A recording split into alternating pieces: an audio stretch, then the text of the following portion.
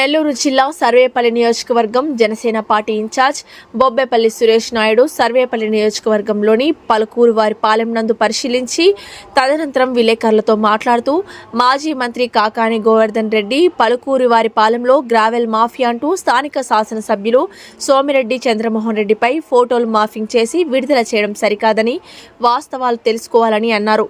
పలుకూరు వారి పాలెం ఇడిమేపల్లి రైతులు 2600 ఎకరాలు వ్యవసాయం చేస్తున్నారని రాకపోకలకు మట్టి రోడ్డు దెబ్బతినడంతో స్వచ్ఛందంగా శాసనసభ్యులు సోమిరెడ్డి చంద్రమోహన్ రెడ్డి దృష్టికి తీసుకువెళ్లి రహదారుల నిమిత్తం తీసుకువెళ్లి రహదారులను నిర్మించుకున్నారని అది తెలియకుండా మాఫియా అంటూ ప్రచారం చేయడం తగదని గత ప్రభుత్వంలో రహదారుల నిర్మాణానికి కూడా అనుమతి ఇవ్వని మీరు నేడు రైతులు స్వచ్ఛందంగా నిర్మించుకుంటే అభండాలు వేయడం సరికాదన్నారు. గత ప్రభుత్వంలో మీ అనుచరులు ఏ విధంగా దోపిడీకి పాల్పడ్డారో నియోజకవర్గ ప్రజలకు తెలియజేస్తామని అన్నారు. ఈ కార్యక్రమంలో చెంచయ్య, సుబ్రహ్మణ్యం, ఏడుకొండలు, జానీ, అంకమ్మ, రామకృష్ణ, శ్రీహరి, స్థానిక జనసేన పార్టీ కార్యకర్తలు, నాయకులు అధిక సంఖ్యలో పాల్గొన్నారు. మార్పింగ్ మంత్రిగా 5 సంవత్సరాలు సర్వేపల్లి నియోజకవర్గంలో కోట్ల రూపాయలు అవినీతి చేసి ఇటీవల జైలుకు కూడా జైలుకు పోయించిన తర్వాత ఏం మాట్లాడాలో ఏం చేయాలో అర్థం కాని స్థితిలో కళ్ళకి ఏది చూసినా ఆయన హయాంలో ఎక్కడైతే గ్రావెల్ దోచుకున్నాడో, ఎక్కడైతే భూములు దోచుకున్నాడో, ఎక్కడైతే మైనింగ్ దోచుకున్నాడో అవే కనిపించే విధంగా వాట్సాప్లో మార్పింగ్లు ఫోటోలు పెట్టుకుంటూ, గూగుల్ ఫోటోలు పెట్టుకుంటూ ప్రస్తుతం ఏదైతే కూటమిలో భాగంగా సర్వేపల్లి శాసనసభ్యులు సోమిరెడ్డి చంద్రమోహన్ రెడ్డి గారు చేస్తున్నటువంటి అనేక అభివృద్ధి కార్యక్రమాలను చూసి ఓర్వలేక నిన్నటి నుంచి గ్రూపుల్లో ఫోటోలు పెట్టి దోచుకుంటున్నాడని చెప్పి మాట్లాడుతున్నటువంటి కాకాని గోవర్ధన్ రెడ్డి గారు అవినీతిలో, అబద్ధాలు చెప్పడంలో, దాచుకోవడంలో, అమాయకుల పైన కేసులు పెట్టడంలో, అమాయకులని చిత్రహింసలు పెట్టడంలో నీకంటే సిద్ధహస్తులు ఎవరు లేరు ఈ రాష్ట్రంలో.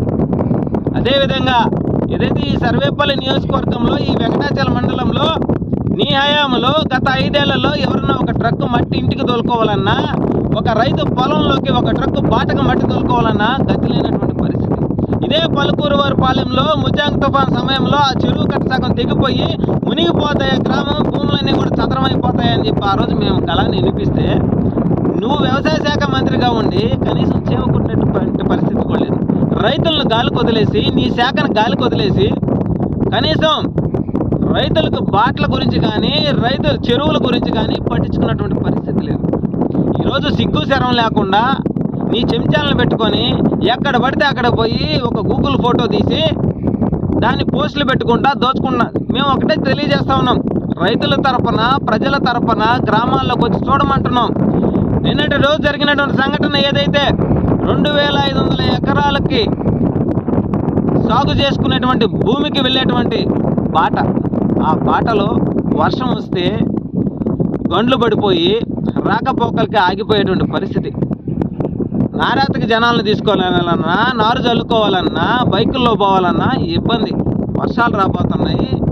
అదేవిధంగా నారు పోసుకునేటువంటి సమయం. ఈ సమయంలో రైతులు ఏం చేస్తారయ్యా? బాటలు సరి చేసుకుంటారు, పొలాలకి ఎరువులు తోలుకుంటారు, సాగు చేసుకునేదానికి సిద్ధంగా ఉంటారు.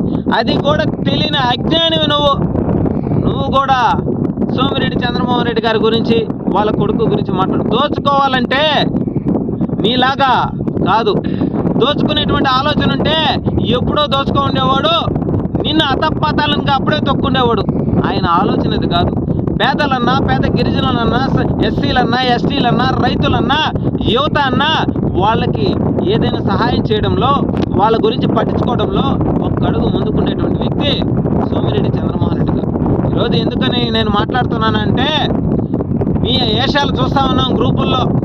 ఇక్కడ గూగుల్ ఫోటో ఒకటి తీసి మీ చెంచయ్య ఎవడో తీసి 700 కోట్ల రూపాయలు దోచుకుని రైతులు వాళ్ళ సొంత డబ్బులు పెట్టుకొని ట్రాక్టర్ల ద్వారా ఈ కోతులను పోడ్చుకొని రేపు మళ్ళీ వర్షాలు వస్తే పంట పెట్టుకోవాలయా అనేటువంటి ఆలోచనతో వాళ్ళు పనిచేసుకుంటా ఉంటే సిగ్గు శరం లేకుండా గుప్పిడి మెతుకులు పెట్టి ఆకలి తీర్చే రైతు గురించి, సోమిరెడ్డి చంద్రమోహన్ రెడ్డి గారి గురించి అని డబ్బా కొట్టుకోవడం కాదు. మేము కానీ కూటమిలో భాగంగా మేము కానీ నీవు చేసినటువంటి అవినీతి అక్రమాలన్నీ గూగుల్ ఫోటోలు పెట్టడం మొదలు పెడితే గ్రూపులు సాలవు, ఫోన్లో ప్లేస్ సరిపోదు, లేదంటే ఫ్లెక్సీలు కట్టించమన్నా కట్టిస్తాం, కానీ పర్యావరణ పరిరక్షణలో భాగం కాబట్టి కట్టించాం. నీకు కావాలంటే వరుసగా పంపించమంటే పంపిస్తాం. నీ అధ్యక్షుడు కావచ్చు, నువ్వు కావచ్చు, చేసినటువంటి అవినీతి అక్రమాలకు ఆనవాళ్ళు మా దగ్గర ఉన్నాయి. కాబట్టి ఇకనైనా నోరు అదుపు చేసుకో. రెండవ విషయానికి వస్తే, ఈ సర్వేపల్లి నియోజకవర్గ ప్రజలు 2 సార్లు నీకు ఓట్లేసి గెలిపిస్తే నువ్వు ఏం అభివృద్ధి చేసావు? మీ నాయన విగ్రహాలు 2 పెట్టుకున్నావు పొదలకూరు మండలంలో. అదేవిధంగా ఒక కర్ర పెట్టి 40 కోట్లు దోచుకున్నావు నువ్వు. అటువంటి దోపిడీలో సిద్ధహస్తుడు నువ్వు కూడా ఈరోజు ఏదైతే ప్రజానాయకుడిగా గ్రామాలలో పర్యటిస్తూ అనేక అభివృద్ధి కార్యక్రమాలు నిర్వహిస్తున్నటువంటి సోమిరెడ్డి చంద్రమోహన్ రెడ్డి గారి గురించి, వాళ్ళ కుటుంబం గురించి మాట్లాడుతున్నావు అంటే నిజంగా ఈరోజు సర్వేపల్లి నియోజకవర్గ ప్రజలందరూ కూడా నిన్ను మళ్ళీ రాబోయే రోజుల్లో కూడా నీకు రాజకీయ భవిష్యత్తు లేకుండా చేసేదానికి సిద్ధంగా ఉండాలనేటువంటి విషయాన్ని ఒక్కసారి గుర్తుపెట్టుకో. జైలుకు పోయించిన తర్వాత మతి భ్రమించిందేమో, ఒక్కసారి హాస్పిటల్కి వెళ్ళి ట్రీట్మెంట్ తీసుకో, లేదంటే కంటి డాక్టర్ దగ్గరికి వెళ్ళు. ఎందుకంటే కూటమిలో భాగంగా ఏదైతే ప్రభుత్వ వైద్యశాలలో బ్రహ్మాండంగా చూస్తున్నారు, ఉచితంగా చూస్తున్నారు, అదేవిధంగా కూటమి ప్రభుత్వం 25 లక్షల వరకు కూడా ప్రతి సామాన్యుడికి వైద్యం చేసుకునేదానికి అవకాశం కల్పించడానికి ఇటీవల ప్రపోజల్ కూడా పెట్టింది.